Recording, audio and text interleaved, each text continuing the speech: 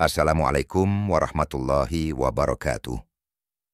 Selamat datang di channel Mega Abang, menceritakan kisah horor, misteri, dan kisah nyata. Jangan lupa dukung channel ini dengan subscribe, like, dan komen. Selamat mendengarkan. Desa Tembelang di Wonosobo memang bukan desa besar.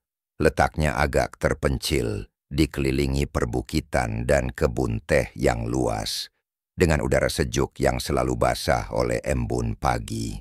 Warga hidup sederhana, sebagian besar petani teh yang menggantungkan hidup dari hasil panen musiman.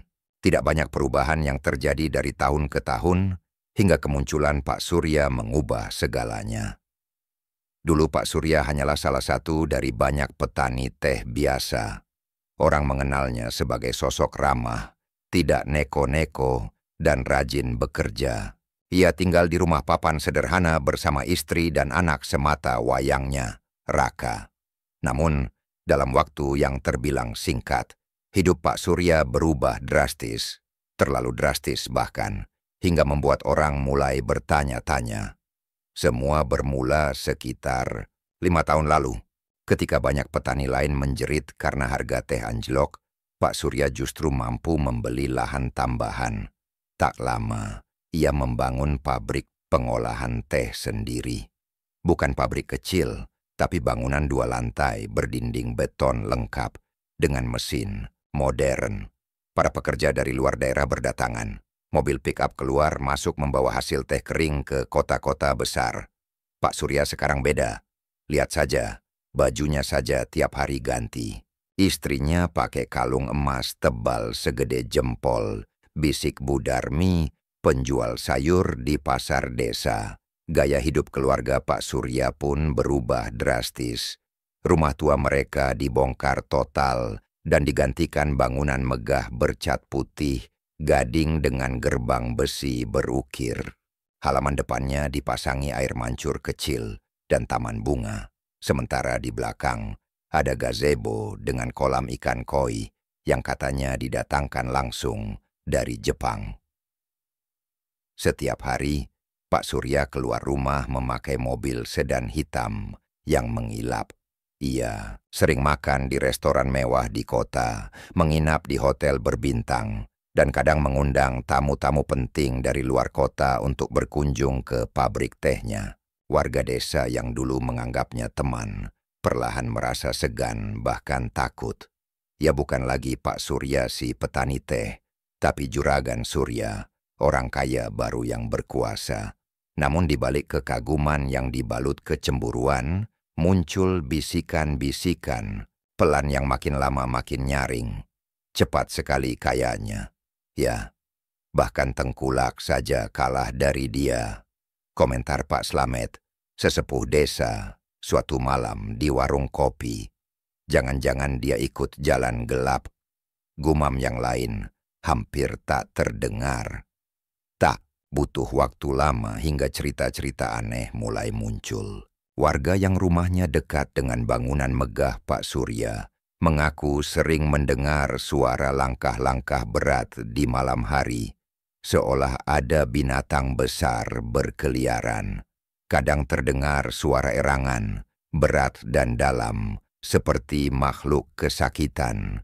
Pernah, suatu malam, aku lihat dari celah jendela. Ada bayangan besar seperti babi. Hitam pekat, matanya merah menyala. Cerita Pak Darto, tetangga terdekat rumah Pak Surya. Ia bercerita dengan suara bergetar, dan semua yang mendengarkan di warung langsung diam. Babi apa malam-malam begitu? Tanya salah satu pemuda. Bukan babi biasa, sahut Pak Darto. Itu babi pesugihan.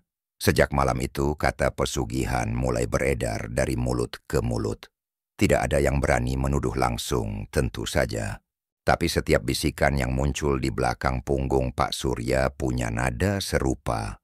Bahwa kekayaannya bukan datang dari kerja keras, tapi dari sesuatu yang lebih kelam. Sesuatu yang melibatkan perjanjian gaib. Beberapa warga bahkan mengaku pernah kehilangan barang-barang berharga secara misterius. Seorang ibu mengadu bahwa uang hasil jual panen yang ia simpan dalam lemari lenyap tanpa jejak. Pak Mardi, pemilik warung, kehilangan kotak besi berisi emas perhiasan yang ia sembunyikan di bawah lantai. Anehnya, tak ada jejak pembobolan, tak ada jendela rusak, hanya hilang begitu saja. Aku yakin ada yang nyuri, tapi bukan manusia, kata Pak Mardi dengan nada takut. Aroma takut mulai menggantung di udara desa Tembelang. Orang-orang mulai memasang pagar keliling rumah mereka dengan pagar bambu berduri. Anak-anak dilarang keluar rumah selepas maghrib. Bahkan ayam dan kambing pun mulai diamankan di kandang besi. Tapi tetap saja, tiap malam suara-suara aneh terus terdengar. Di tengah kekacauan itu, Pak Surya tetap hidup dalam kenyamanannya. Ia seolah tak terganggu. Jika ada warga yang mencoba menyinggung soal isu yang beredar, ia hanya tertawa kecil. Namanya orang iri, apa saja dibicarakan, katanya suatu kali dalam pertemuan RT. Namun tawa itu terdengar terlalu datar. Matanya tidak ikut tersenyum. Malam-malam di desa terasa lebih panjang. Suara jangkrik bercampur dengan angin yang menggoyangkan pohon teh. Tapi di antara itu semua, sering terdengar suara langkah berat. Seperti kaki binatang, tapi terlalu berat untuk seekor anjing atau kucing. Kadang terdengar suara nafas kasar, kadang suara tawa lirih. Pak Slamet, yang terkenal berani, suatu malam nekat berdiri di depan rumah Pak Surya. Ia ingin memastikan sendiri apakah cerita yang beredar hanya isapan jempol. Ia menunggu diam di balik pohon jambu sambil memegang senter. Tepat tengah malam, ia melihat sesuatu. Bayangan besar, berkulit hitam legam, merangkak keluar dari jendela belakang rumah. Pak Surya, makhluk itu tampak seperti babi, tapi lebih besar dari ukuran biasa. Kepalanya besar, matanya merah menyala, dan tubuhnya licin seakan dilapisi minyak. Makhluk itu berjalan pelan, seolah tak tergesa, lalu menghilang di arah hutan. Pak Slamet jatuh terduduk. Bibirnya gemetar. Sejak malam itu, ia tak pernah berani bicara banyak. Desas-desus makin menjadi-jadi. Ada yang bilang makhluk itu masuk ke rumah warga dan mengambil benda berharga. Ada yang bilang makhluk itu kadang masuk ke mimpi anak-anak kecil, menawarkan permen dan mainan sambil tertawa. Sementara itu, pabrik teh Pak Surya makin besar. Ia membuka cabang di kota dan mendirikan koperasi sendiri. Tapi setiap kali orang bicara tentang kesuksesannya, tak ada yang bisa memisahkan pujian dari rasa takut. Pak Surya itu pintar, tapi aneh. Kaya sekali, tapi rumahnya malam-malam seperti rumah setan, kata Bu Ningsih, salah satu karyawan pabriknya. Hingga akhirnya, rasa penasaran warga mulai berubah menjadi niat untuk mencari tahu. Beberapa tokoh desa berkumpul diam-diam. Mereka ingin membuktikan bahwa apa yang mereka curigai bukan sekadar rumor.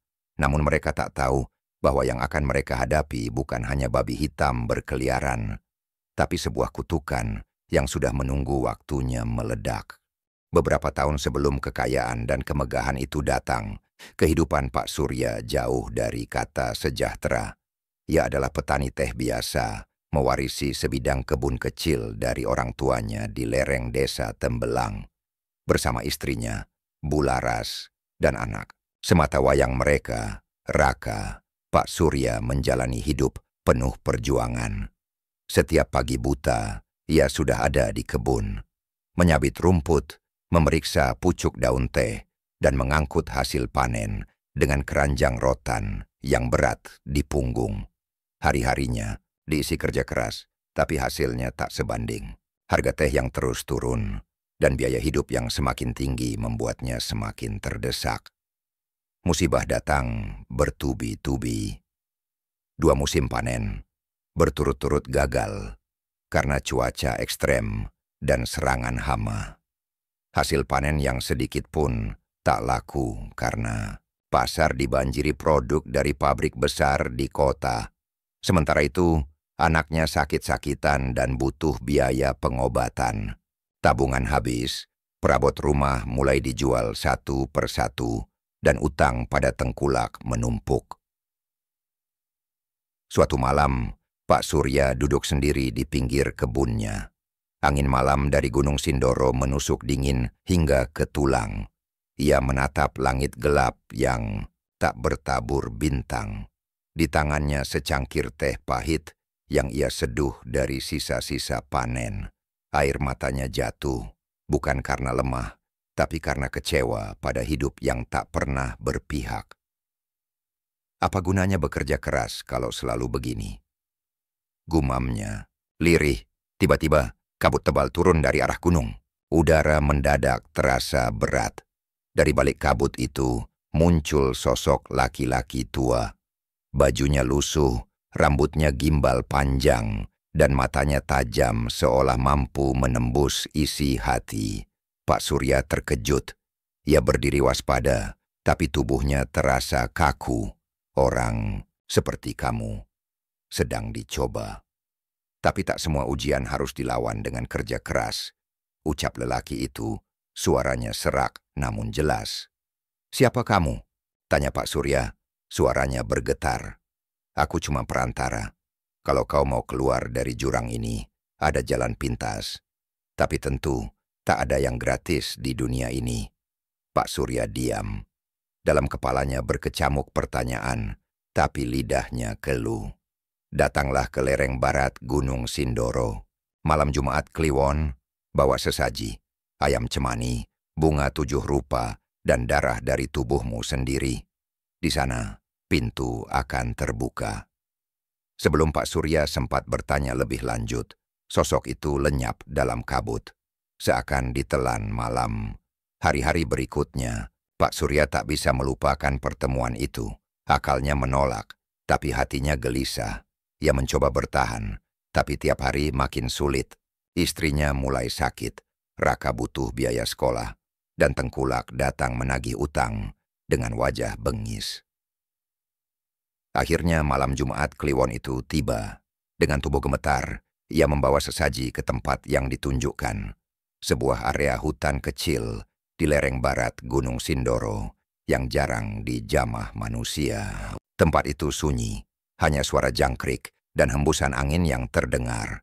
Di bawah pohon beringin besar, ia duduk bersila dan meletakkan sesaji. Tak lama, tanah di hadapannya bergetar ringan. Dari balik semak, muncullah makhluk hitam besar, seekor babi. Tapi bukan babi biasa, matanya merah menyala, tubuhnya besar, dan berkilau seperti diselimuti minyak. Di belakangnya, lelaki tua yang sama berdiri sambil tersenyum. Inilah dia, bukan peliharaan, tapi penjaga. Ia akan mengurus rezekimu, tapi kau harus memberi. Tumbal pertama, sesuatu yang paling kau cintai. Pak Surya menelan ludah. Apa maksudnya? Sesuatu yang tak bisa kau ambil kembali. Tak harus hari ini, tapi akan diambil pada waktunya. Pak Surya mengangguk perlahan, seakan tak sepenuhnya paham atau tak mau memahami. Dalam kepalanya hanya ada satu hal, keluar dari kesengsaraan. Apa yang harus kulakukan? Setiap malam Jumat, beri makan. Iya, darah ayam, kemenyan, dan setangkai daun teh dari kebunmu. Dan jangan pernah lupa, ia akan menagih. Makhluk itu mengeluarkan suara seperti tawa rendah. Angin berhembus lebih dingin dari sebelumnya. Lalu semuanya menghilang, tinggal Pak Surya dan sesajinya yang kini hancur tak bersisa. Malam itu, saat pulang ke rumah, Pak Surya merasa berbeda. Udara terasa ringan, langkahnya lebih mantap. Dan benar saja, esok harinya, hal-hal ganjil mulai terjadi. Tengkulak yang menagih utang tiba-tiba mendapat musibah dan tak pernah kembali ke desa. Lahan Pak Surya yang sebelumnya kering mendadak subur. Daun tehnya lebih tebal, lebih hijau, dan lebih wangi. Saat ia coba jual ke kota, pembelinya datang sendiri dan memborong semuanya. Dalam waktu 3 bulan, utangnya lunas. Dalam 6 bulan, ia membeli lahan baru. Dan dalam setahun, ia mendirikan pabrik tehnya sendiri.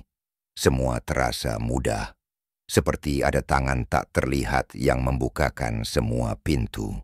Namun sesuatu mulai terasa ganjil. Tiap malam Jumat, ia merasa diawasi. Kadang terdengar suara cakaran di dinding rumahnya. Kadang ayam di kandangnya mati dengan tubuh terkoyak.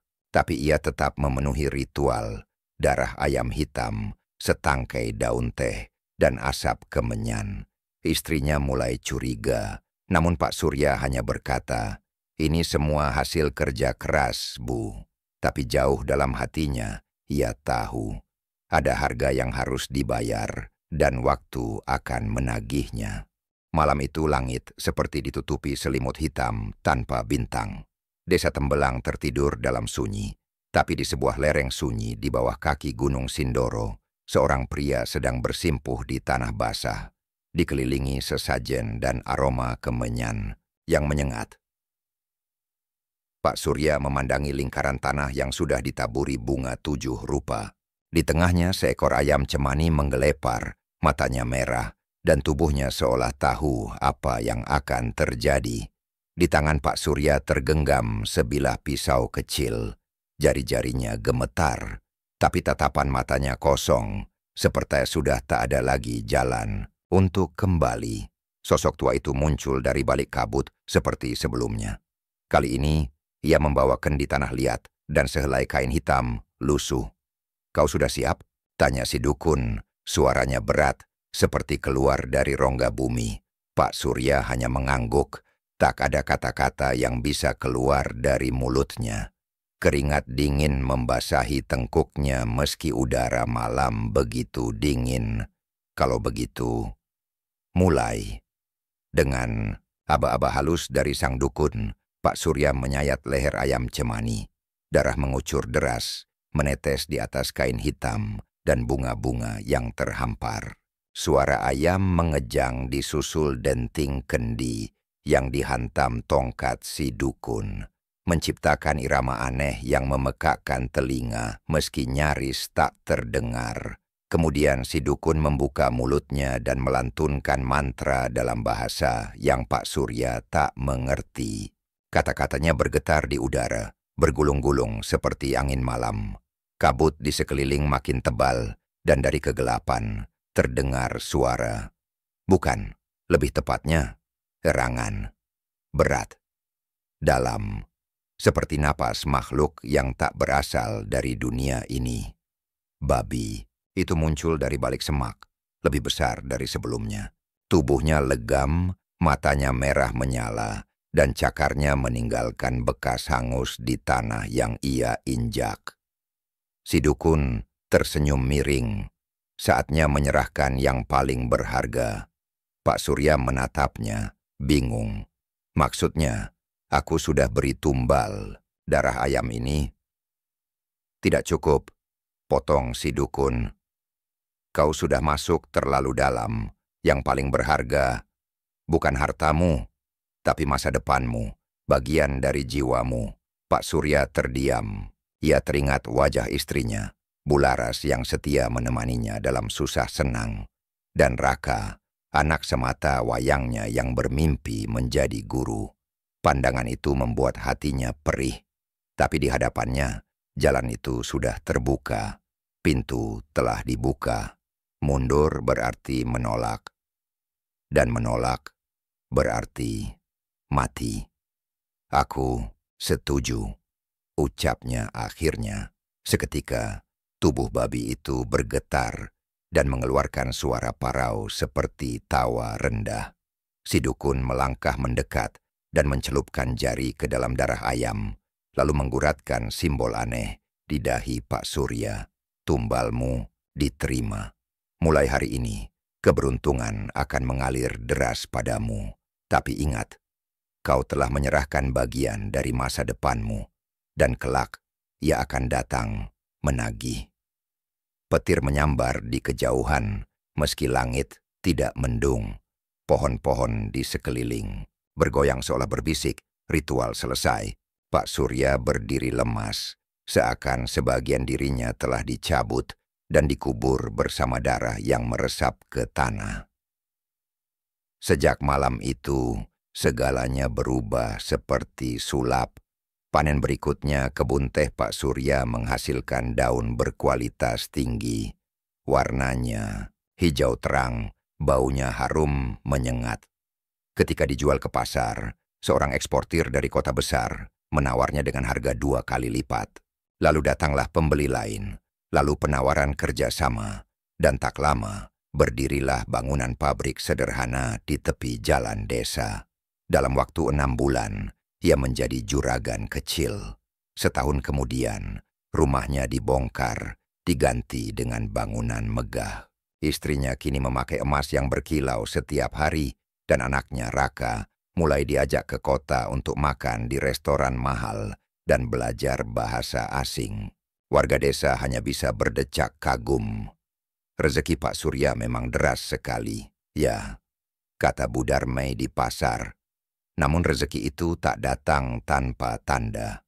Tiap malam Jumat, Pak Surya tetap melakukan ritual rahasia di kamar belakang rumahnya. Ia menyiapkan darah ayam, membakar kemenyan, dan menyajikan setangkai daun teh yang paling segar. Ia melantunkan mantra yang diajarkan si dukun, dan kadang makhluk itu muncul hanya sekilas dalam bayang-bayang dengan mata merah menyala di sudut ruangan. Semakin besar kekayaannya, semakin sering pula suara-suara aneh terdengar di rumah. Bayangan hitam berkelebat di lorong. Ayam-ayam mati mendadak. Cermin pecah sendiri. Bahkan Raka pernah terbangun tengah malam, menangis ketakutan, karena bermimpi dikejar makhluk besar berkulit hitam. Ayah, ada babi di kamar Raka. Matanya merah. Ucapnya suatu malam, gemetar. Pak Surya hanya memeluknya erat, meski keringat dingin membasahi seluruh punggungnya. Ia tahu, itu bukan sekadar mimpi. Bularas pun mulai merasakan perubahan dalam diri suaminya.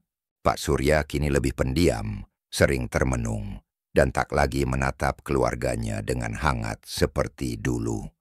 Matanya seperti menyimpan rahasia yang berat, sebuah beban yang tak bisa dibagi.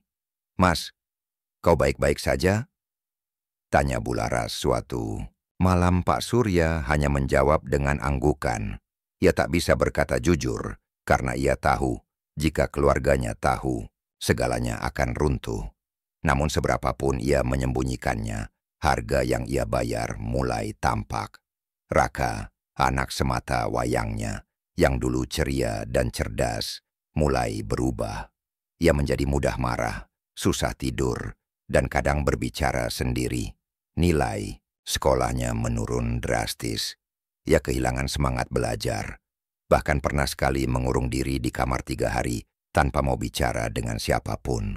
Bularas mencoba membawa Raka ke dokter dan ke orang pintar, tapi semua hasilnya nihil. Anaknya seperti kehilangan arah, kata seorang ustaz desa. Rohnya seperti disedot sesuatu. Pak Surya tahu, ini bagian dari perjanjian, bagian dari masa depan yang telah ia serahkan, dan penyesalan mulai tumbuh seperti akar beracun dalam dadanya. Ia berdiri di depan pabrik tehnya yang kini memiliki puluhan pekerja, ratusan pelanggan, dan untung berjuta-juta. Tapi hatinya kosong, tak ada kebahagiaan, tak ada ketenangan. Ia kaya, tapi keluarganya mulai hancur, dan ia tahu ini baru permulaan, karena babi itu belum kenyang. Kemewahan yang menyelimuti keluarga Pak Surya perlahan berubah menjadi tirai tipis yang menutupi kenyataan kelam di baliknya. Rumah megah berarsitektur Jawa modern itu, yang dulu menjadi kebanggaan warga desa, kini mulai mengeluarkan aura yang berbeda. Dingin, sunyi, dan mencekam. Warga yang dulu sering bertamu atau sekadar lewat di depan rumah, mulai enggan mendekat. Mereka merasa ada sesuatu yang tak terlihat, tapi nyata, mengintai dari balik jendela kaca gelap atau dari atap rumah saat malam tiba. Istrinya, Bularas, yang biasanya ramah dan sehat, kini jatuh sakit tanpa sebab jelas. Dokter dari kota sudah didatangkan, tapi hasilnya selalu sama. Tak ditemukan penyakit medis yang pasti. Tubuh Bularas lemah, matanya sering kosong, menatap keluar jendela, dan sesekali ia mengigau dalam tidur. "Mas, jangan buka pintunya. Dia mau masuk," bisiknya dalam tidur, membuat bulu kuduk Pak Surya berdiri. Ia tahu siapa dia yang dimaksud istrinya. Tapi seperti biasa, ia hanya diam, menahan napas, dan rasa bersalah yang semakin menumpuk di dadanya. Sementara itu, Raka, anak semata wayangnya, makin hari makin berubah. Tidurnya tak pernah nyenyak. Hampir setiap malam, ia menjerit ketakutan, mengaku merasa dicekik sesuatu yang besar dan berat. Ketindihan, begitu kata orang-orang tua desa. Tapi yang dialami Raka lebih dari sekadar fenomena tidur. Babi itu, ya, katanya suatu malam. Dia ada di sudut kamar, matanya merah, dia ketawa terus. Pak Surya tak mampu menjawab. Ia hanya memeluk Raka, berharap anaknya tidak akan mengerti apa yang sebenarnya terjadi. Tapi di dalam hatinya, ia sadar. Tumbal yang ia berikan mulai ditagih perlahan. Bagian dari masa depan yang ia gadaikan telah dijemput. Desa Tembelang pun mulai diterpa keanehan. Dalam 2 bulan terakhir, puluhan warga mengaku kehilangan barang-barang berharga. Ada yang kehilangan cincin emas, ada yang kehilangan uang simpanan, bahkan ada yang kehilangan hasil panen yang baru saja disimpan. Yang aneh, tak ada jejak pencurian. Pintu rumah masih terkunci, jendela tidak rusak, dan tidak ada satupun saksi yang melihat maling beraksi. Namun satu kesaksian selalu muncul berulang. Warga mulai melihat bayangan besar menyerupai babi hitam di sekitar rumah-rumah yang kemalingan. Makhluk itu tampak berkelebat di malam hari, dengan mata merah menyala dan suara dengus napas yang berat. Waktu itu saya pulang dari mushola. Jam 8:30 malam, saya lihat ada bayangan babi, segede kambing, lewat di depan rumah Bu Marni. Pas saya coba dekati, hilang. Cerita Pak Darmo, ketua RT, pada warga yang berkumpul di balai desa. Aku juga lihat, tapi dia kayak tembus, kayak kabut, tapi bayangannya jelas, timpal seorang pemuda. Desas-desus mulai menyebar. Awalnya hanya bisik-bisik, tapi lama-lama menjadi gunjingan yang menggema ke seluruh desa. Itu pesugihan. Pasti ada yang pelihara babi ngepet. Tak butuh waktu lama untuk arah tudingan mengarah ke satu nama. Pak Surya. Kekayaan mendadaknya, rumah megahnya yang mencekam, keluarga yang mendadak sakit, dan keanehan yang mulai terjadi sejak usahanya melejit. Semuanya menjadi bahan pembicaraan warga. Dulu dia petani biasa, sekarang punya pabrik, mobil, rumah besar, terlalu cepat. Aneh, kata Bu Narti saat mengobrol di warung kopi. Dan katanya tiap malam Jumat, rumahnya bau kemenyan. Kayak orang bikin ritual, sahut Pak Raji. Namun meski desas-desus makin kuat, tak ada yang berani langsung menuduh. Takut, bukan pada Pak Surya, tapi pada sesuatu yang mungkin membalas jika diganggu. Sementara itu, di rumah megah yang kini terasa seperti penjara, Pak Surya hidup dalam bayang-bayang ketakutan. Ia mulai melihat makhluk itu lebih sering. Kadang muncul di pojok ruangan saat ia sedang sendiri. Kadang terdengar cakaran di loteng, disusul suara dengusan berat.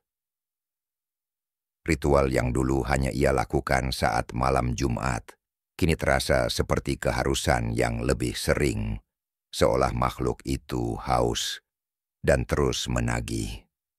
Satu malam, saat ia sedang menyiapkan sesaji, ia mendengar suara pintu kamarnya diketuk pelan. Ia membuka perlahan, dan di sana berdiri Raka dengan mata yang tak seperti biasanya. Pandangannya kosong, kulitnya pucat, Suaranya serak. "Ayah," dia bilang, "sebentar lagi giliran Raka." Pak Surya tercekat. "Siapa yang bilang begitu?" "Yang hitam, yang kau beri makan tiap malam." Tubuh Pak Surya lemas. Ia memeluk Raka erat, tapi tak berkata apa-apa. Kepalanya menunduk menahan air mata dan rasa bersalah yang membunuhnya pelan-pelan. Ia ingat kata-kata si dukun. "Yang paling berharga, bagian dari masa depanmu." Ia pikir itu cuma metafora. Tapi kini ia sadar, tumbal itu bukan hanya kesejahteraan keluarganya, tapi anaknya sendiri. Di desa, keresahan makin besar. Warga mengadakan musyawarah darurat. Banyak yang mendesak untuk mengusir pelaku pesugihan, atau minimal mencari tahu kebenarannya. Kita harus pasang silet dan jarum di jalanan, seperti cara orang tua dulu. Kata Pak RT, kalau benar itu babi ngepet, pasti terluka dan berubah jadi manusia. Malam itu, warga desa sepakat berjaga. Silet dan pecahan kaca dipasang di sekitar rumah-rumah, termasuk di sekitar rumah Pak Surya. Pak Surya yang mendengar desas-desus itu lewat tetangganya semakin resah. Ia tahu waktunya hampir habis. Ia telah membuka pintu ke dunia gelap, dan kini dunia itu mulai menyeretnya masuk perlahan-lahan. Di balik tumpukan emas dan teh premium, kehancuran sudah mengintai. Dari dalam rumah, dari dalam diri, dan dari sesuatu yang ia beri makan tiap malam. Dan babi itu belum kenyang. Desas-desus itu akhirnya meledak menjadi ketakutan kolektif. Desa Tembelang tak lagi tenang. Warga mulai curiga satu sama lain.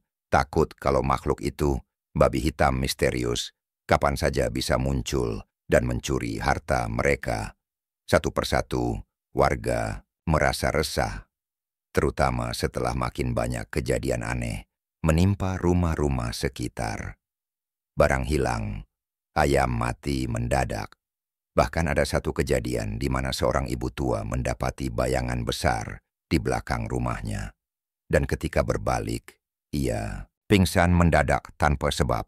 Sejak saat itu, tak ada yang berani keluar rumah setelah maghrib. Namun rasa takut yang terpendam terlalu lama akhirnya berubah menjadi kemarahan. Malam itu di balai desa, warga berkumpul. Pak RT berdiri di depan, wajahnya tegang, tapi tekadnya bulat. Kalau kita biarkan, makin banyak yang jadi korban. Kita harus cari tahu siapa dalangnya. Kita harus bergerak. Kalau benar itu babi ngepet, kita butuh penangkal. Nggak bisa cuma pakai senter dan pentungan. Celetuk Pak Mulyadi. Beberapa warga mengangguk setuju. Suasana mulai memanas, hingga Pak RT angkat tangan. Kita akan minta bantuan Kiai Arifin dari desa sebelah. Beliau paham hal-hal seperti ini. Keesokan, harinya Kiai Arifin datang bersama dua santrinya. Lelaki sepuh itu mengenakan sorban putih. Wajahnya teduh namun tegas. Begitu tiba, ia langsung melakukan pengamatan di sekitar desa, terutama di lokasi-lokasi yang sering dilaporkan ada gangguan. Di malam harinya, Kiai Arifin memimpin doa bersama di balai desa. Ia mengajak warga untuk tetap tenang, namun waspada. Kegelapan hanya menang kalau kita biarkan. Tapi cahaya akan menemukan jalannya kalau kita bersatu, ucap sang kiai. Ia pun memberikan setiap kelompok ronda selembar kain merah, kain khusus yang telah dirapal doa-doa dan dianggap bisa melemahkan makhluk pesugihan. Kain itu harus dibentangkan jika melihat sosok mencurigakan. Bersama itu, dibagikan pula garam dan air doa yang bisa disiramkan ke jalur-jalur yang diduga dilewati si makhluk. Ronda malam dimulai. Setiap kelompok terdiri dari 5 sampai 7 orang, lengkap dengan pentungan, lampu senter, dan kain merah. Warga dibagi menjadi beberapa jalur penjagaan. Namun satu hal yang paling menarik perhatian, rumah Pak Surya mendapat penjagaan paling ketat. Pak Surya mengetahui kabar itu dari pembantunya dan wajahnya langsung pucat. "Mas, mereka bilang malam ini ronda besar. Rumah kita diawasi," lapor Bularas. Tubuhnya masih lemah. Pak Surya berdiri di depan jendela, menatap keluar. Lampu-lampu obor sudah menyala di tiap penjuru jalan. Suara kentongan terdengar, dan dari kejauhan, ia melihat puluhan orang berkumpul di balai desa. "Mas, ini semua karena kamu, ya?" lirih Bularas dengan suara getir. Pak Surya tak menjawab. Ia hanya menatap keluar, seolah menunggu sesuatu. Sementara itu, di dalam rumah, Raka kembali menggigil ketakutan. Ia menangis tanpa suara, hanya gemetar, sambil menatap pintu kamarnya yang terbuka setengah. "Ayah, dia datang lagi, pukul 1 dini hari." Kelompok ronda yang dipimpin Pak RT sedang berpatroli di dekat rumah Pak Surya. Mereka berjalan perlahan, menelusuri jalan setapak, mengamati semak-semak dan bayangan di balik pohon. Tiba-tiba, seekor babi besar berwarna hitam legam muncul di ujung jalan, tepat di depan pagar rumah Pak Surya. Makhluk itu tampak aneh, terlalu besar untuk ukuran babi biasa. Tubuhnya berkilau seperti dilumuri minyak, dan mata merah menyala menatap langsung ke arah mereka. Semua orang membeku. Wajah mereka pucat, tangan mereka gemetar memegang senter dan kain merah. "Itu dia, babi ngepet!" teriak seorang pemuda. Babi itu langsung berlari ke arah samping rumah Pak Surya. Warga mengejar, pentungan di tangan terangkat, doa-doa mulai dibacakan lantang. Makhluk itu berusaha melompat pagar, tapi satu orang cepat membentangkan kain merah ke arah jalurnya. Babi itu berhenti seketika, mengeluarkan suara melengking aneh, lalu memutar arah, berlari ke kebun teh di belakang rumah. Kejar, sekitar 20 warga kini mengepung dari berbagai arah. Kiai Arifin yang juga ikut, menyuruh para santri menyiramkan air doa di sepanjang jalur lari makhluk itu. Bau menyengat muncul dari tanah yang disiram, seperti belerang terbakar.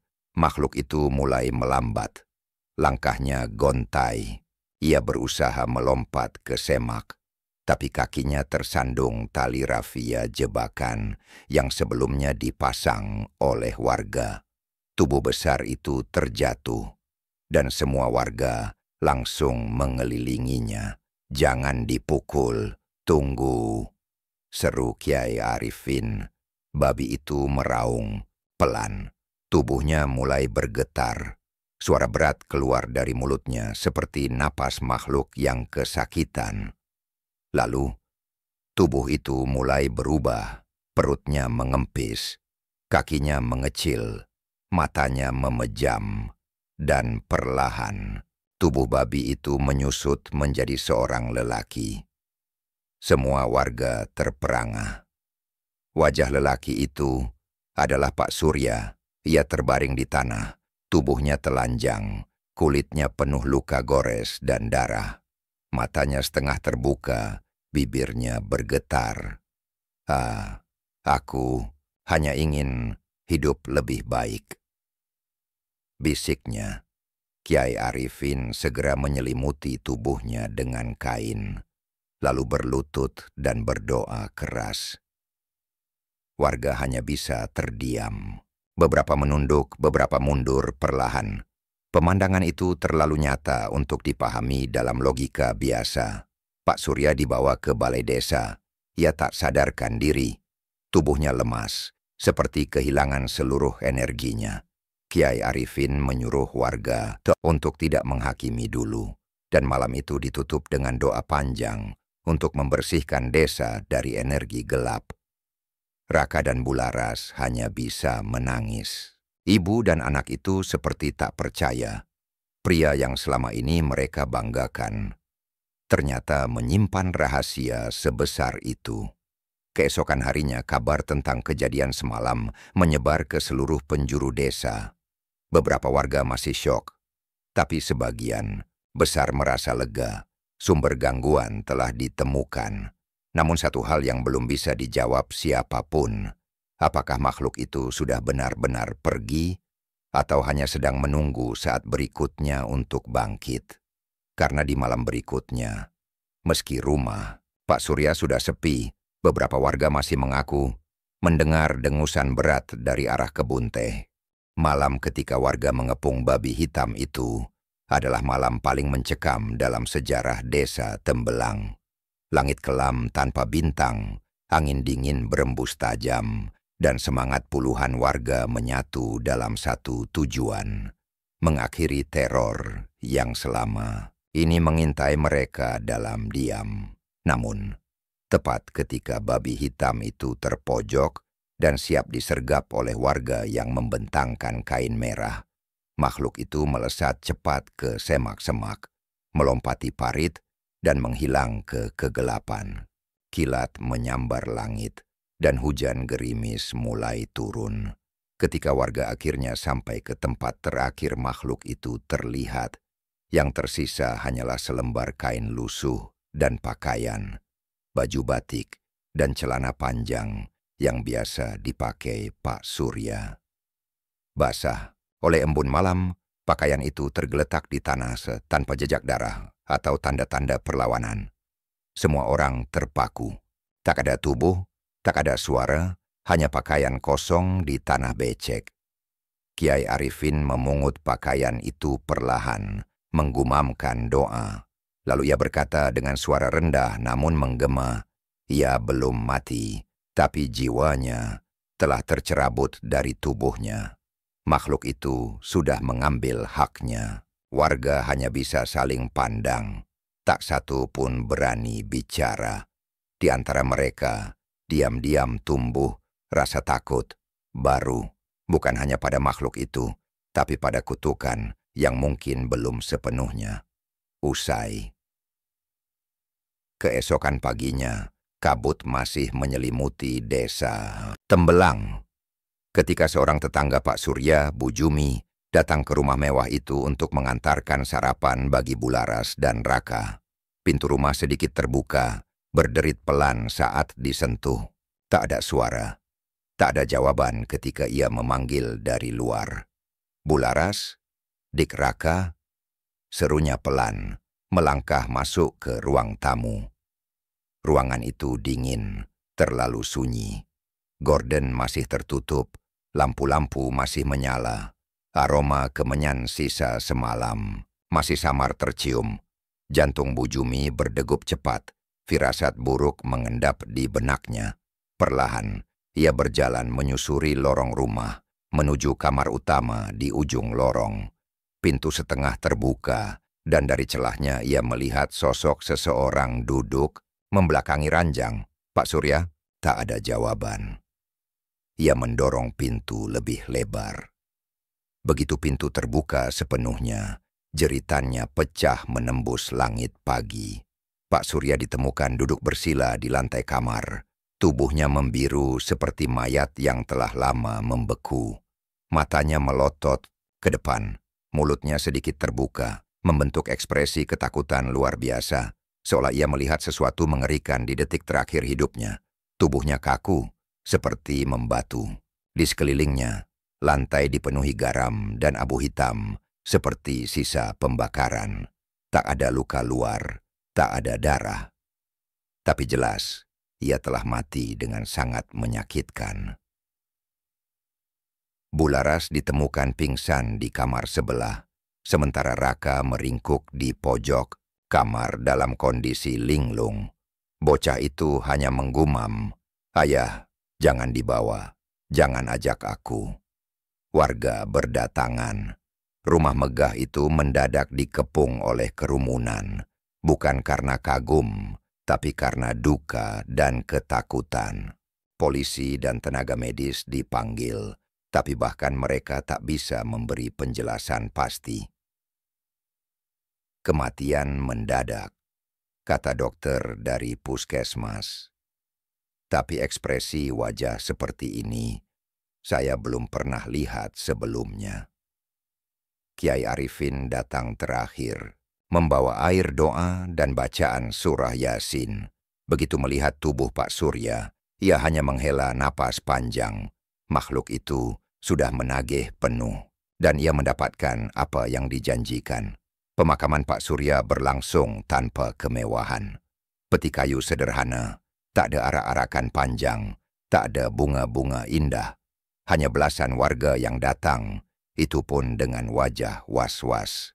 Bularas tak banyak bicara. Ia hanya menunduk di samping liang lahat, sesekali menangis lirih. Raka berdiri kaku, seolah belum sepenuhnya sadar bahwa ayah yang ia takuti sekaligus cintai telah tiada. Saat tanah terakhir ditaburkan ke atas makam, awan mendung menggantung rendah. Angin sejuk Wonosobo seolah membawa bisikan halus yang menyelinap ke telinga semua yang hadir. Inilah harga dari perjanjian dengan kegelapan. Beberapa hari setelah kematian Pak Surya, warga mulai merasa suasana desa kembali tenang. Tak ada lagi barang hilang, tak ada suara dengusan berat, dan bayangan babi besar itu tak pernah lagi terlihat. Namun bagi sebagian orang trauma itu tetap tinggal. Beberapa warga bahkan masih memasang silet dan garam di depan pintu rumah, hanya untuk berjaga. Sementara itu, pabrik teh milik Pak Surya tutup. Pegawai-pegawainya pindah atau pulang ke kampung asal. Mesin-mesin besar dibiarkan berkarat, dan halaman yang dulu ramai kini ditumbuhi ilalang liar. Bularas dan Raka memilih pergi dari desa. Kabarnya mereka pindah ke kota untuk memulai hidup baru. Tak ada yang benar-benar tahu kemana mereka pergi, tapi warga sepakat untuk tak lagi membicarakan keluarga itu. Hanya satu yang tersisa, kisah peringatan. Kisah tentang Pak Surya, juragan, teh kaya raya yang kehidupannya berakhir tragis karena keserakahan dan perjanjian gelap. Tentang babi hitam yang berkeliaran di malam hari, tentang tumbal dan kutukan yang perlahan menggerogoti keluarganya sendiri. Dan setiap kali malam sunyi datang, ketika angin bertiup dari arah Gunung Sindoro, beberapa warga masih menatap ke kejauhan dan bertanya-tanya, apakah semua sudah benar-benar berakhir? Karena meskipun tubuhnya telah terkubur, nama Pak Surya tetap hidup sebagai legenda kelam tentang harga mahal sebuah kekayaan. Malam ketika warga mengepung babi hitam itu adalah malam paling mencekam dalam sejarah desa Tembelang. Langit kelam tanpa bintang, angin dingin berembus tajam, dan semangat puluhan warga menyatu dalam satu tujuan, mengakhiri teror yang selama ini mengintai mereka dalam diam. Namun, tepat ketika babi hitam itu terpojok dan siap disergap oleh warga yang membentangkan kain merah, makhluk itu melesat cepat ke semak-semak, melompati parit, dan menghilang ke kegelapan. Kilat menyambar langit, dan hujan gerimis mulai turun. Ketika warga akhirnya sampai ke tempat terakhir makhluk itu terlihat, yang tersisa hanyalah selembar kain lusuh dan pakaian, baju batik, dan celana panjang yang biasa dipakai Pak Surya. Basah oleh embun malam, pakaian itu tergeletak di tanah tanpa jejak darah atau tanda-tanda perlawanan. Semua orang terpaku. Tak ada tubuh, tak ada suara, hanya pakaian kosong di tanah becek. Kiai Arifin memungut pakaian itu perlahan, menggumamkan doa. Lalu ia berkata dengan suara rendah namun menggema, ia belum mati, tapi jiwanya telah tercerabut dari tubuhnya. Makhluk itu sudah mengambil haknya. Warga hanya bisa saling pandang. Tak satu pun berani bicara. Di antara mereka, diam-diam tumbuh rasa takut baru, bukan hanya pada makhluk itu, tapi pada kutukan yang mungkin belum sepenuhnya usai. Keesokan paginya, kabut masih menyelimuti desa Tembelang. Ketika seorang tetangga Pak Surya, Bu Jumi, datang ke rumah mewah itu untuk mengantarkan sarapan bagi Bularas dan Raka. Pintu rumah sedikit terbuka, berderit pelan saat disentuh. Tak ada suara, tak ada jawaban ketika ia memanggil dari luar. "Bularas, Dik Raka," serunya pelan, melangkah masuk ke ruang tamu. Ruangan itu dingin, terlalu sunyi. Gorden masih tertutup, lampu-lampu masih menyala. Aroma kemenyan sisa semalam masih samar tercium. Jantung Bu Jumi berdegup cepat, firasat buruk mengendap di benaknya. Perlahan, ia berjalan menyusuri lorong rumah, menuju kamar utama di ujung lorong. Pintu setengah terbuka, dan dari celahnya ia melihat sosok seseorang duduk membelakangi ranjang. "Pak Surya?" Tak ada jawaban. Ia mendorong pintu lebih lebar. Begitu pintu terbuka sepenuhnya, jeritannya pecah menembus langit pagi. Pak Surya ditemukan duduk bersila di lantai kamar. Tubuhnya membiru seperti mayat yang telah lama membeku. Matanya melotot ke depan, mulutnya sedikit terbuka, membentuk ekspresi ketakutan luar biasa, seolah ia melihat sesuatu mengerikan di detik terakhir hidupnya. Tubuhnya kaku, seperti membatu. Di sekelilingnya, lantai dipenuhi garam dan abu hitam, seperti sisa pembakaran. Tak ada luka luar, tak ada darah. Tapi jelas, ia telah mati dengan sangat menyakitkan. Bularas ditemukan pingsan di kamar sebelah, sementara Raka meringkuk di pojok kamar dalam kondisi linglung. Bocah itu hanya menggumam, "Ayah, jangan dibawa, jangan ajak aku." Warga berdatangan. Rumah megah itu mendadak dikepung oleh kerumunan, bukan karena kagum, tapi karena duka dan ketakutan. Polisi dan tenaga medis dipanggil, tapi bahkan mereka tak bisa memberi penjelasan pasti. "Kematian mendadak," kata dokter dari puskesmas. Tapi ekspresi wajah seperti ini, saya belum pernah lihat sebelumnya. Kiai Arifin datang terakhir, membawa air doa dan bacaan surah Yasin. Begitu melihat tubuh Pak Surya, ia hanya menghela napas panjang. Makhluk itu sudah menagih penuh, dan ia mendapatkan apa yang dijanjikan. Pemakaman Pak Surya berlangsung tanpa kemewahan. Peti kayu sederhana, tak ada arak-arakan panjang, tak ada bunga-bunga indah. Hanya belasan warga yang datang, itu pun dengan wajah was-was. Bularas tak banyak bicara. Ia hanya menunduk di samping liang lahat, sesekali menangis lirih. Raka berdiri kaku, seolah belum sepenuhnya sadar bahwa ayah yang ia takuti sekaligus cintai telah tiada. Saat tanah terakhir ditaburkan ke atas makam, awan mendung menggantung rendah. Angin sejuk Wonosobo seolah membawa bisikan halus yang menyelinap ke telinga semua yang hadir. Inilah harga dari perjanjian dengan kegelapan. Beberapa hari setelah kematian Pak Surya, warga mulai merasa suasana desa kembali tenang. Tak ada lagi barang hilang, tak ada suara dengusan berat, dan bayangan babi besar itu tak pernah lagi terlihat. Namun bagi sebagian orang trauma itu tetap tinggal. Beberapa warga bahkan masih memasang silet dan garam di depan pintu rumah, hanya untuk berjaga. Sementara itu, pabrik teh milik Pak Surya tutup. Pegawai-pegawainya pindah atau pulang ke kampung asal. Mesin-mesin besar dibiarkan berkarat, dan halaman yang dulu ramai kini ditumbuhi ilalang liar. Bularas dan Raka memilih pergi dari desa. Kabarnya mereka pindah ke kota untuk memulai hidup baru. Tak ada yang benar-benar tahu kemana mereka pergi, tapi warga sepakat untuk tak lagi membicarakan keluarga itu. Hanya satu yang tersisa, kisah peringatan. Kisah tentang Pak Surya, juragan, teh kaya raya yang kehidupannya berakhir tragis karena keserakahan dan perjanjian gelap. Tentang babi hitam yang berkeliaran di malam hari, tentang tumbal dan kutukan yang perlahan menggerogoti keluarganya sendiri. Dan setiap kali malam sunyi datang, ketika angin bertiup dari arah Gunung Sindoro, beberapa warga masih menatap ke kejauhan dan bertanya-tanya, apakah semua sudah benar-benar berakhir?